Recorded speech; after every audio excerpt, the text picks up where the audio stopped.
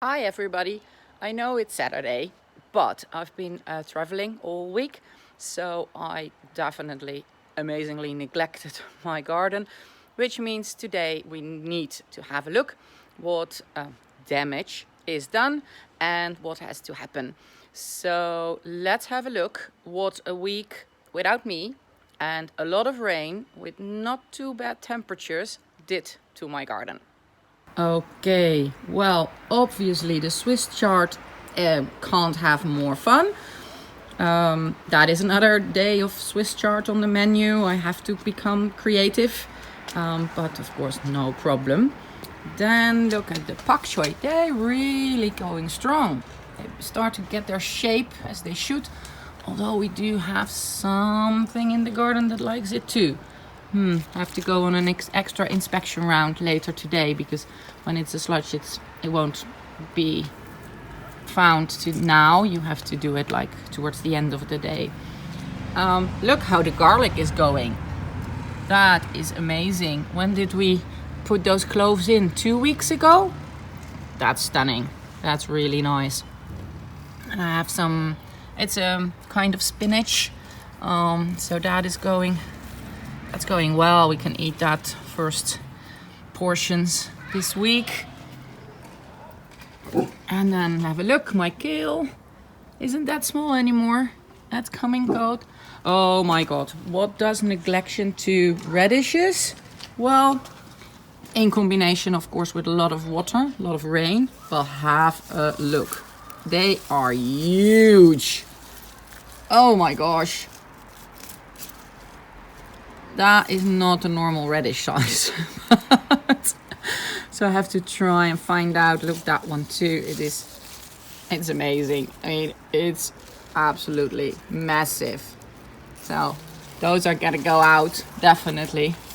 But the good thing is I have to take them out all at once now, which means that I'm actually gonna have enough of the leaves to make a pesto.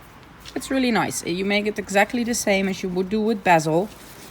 Just in the blender with olive oil and then season with some pepper and some tiny little bit of salt if you don't put any cheese in it. Otherwise, don't put salt if you put cheese. And mix it. Of course it's going to be a little bit stronger from taste than basil, but it's actually really good. So that's the good thing. Here is my normal spinach going strong. Another plot of Swiss chard also going strong. Look, the carrots, they obviously also they love the rain. That is the obvious. So let's give it another few days and then we'll be able to pick those two. And of course the patty squash is still going strong, even though the plant itself, you see, it's gonna be horrible. Even more amazing, look at the plant. This is the zucchini. It looks horrible, but it still has 3 little zucchinis for this week. Look how amazing that is. Not to mention the fact that this is actually a flower. Weird. And there are another few tiny zucchinis. Oh, we'll see. We'll just leave it as long as it's there. Oh, and this is like, any idea? It's the cucumber plant. Horrible, but still producing a tiny little cucumber. Isn't that amazing? Look at that. I'm gonna harvest it and take the plant out tomorrow, I think. What else? What else do we have? Oh, look. That was one of the first endive plots I planted with you. So I think I'm gonna do a really traditional Dutch thing tonight or tomorrow night. Mashed potatoes with raw endive. Andijviestampot. Oh yes, nice. And then we have a second plot of spring onion. Obviously, there we have to start removing because look, there are way too many here. that is not gonna give any spring onions if you leave it like that. So I have to go get my little scissors and cut a few out. So, and then what else is going on? Oh, look at that. We're having full red bell peppers. No, they're not yours. No, they're not yours. So, that is a surprise. I didn't expect them to color enough before the real cold would set in. So, that's the fun thing of coming back after a few days. You have surprises. I can't get over my radishes, by the way. But that is everything for now. I mean, things are going strong. Another plot of endive. The thyme is still thriving. My oregano, of course. And now it's really done with the flowers.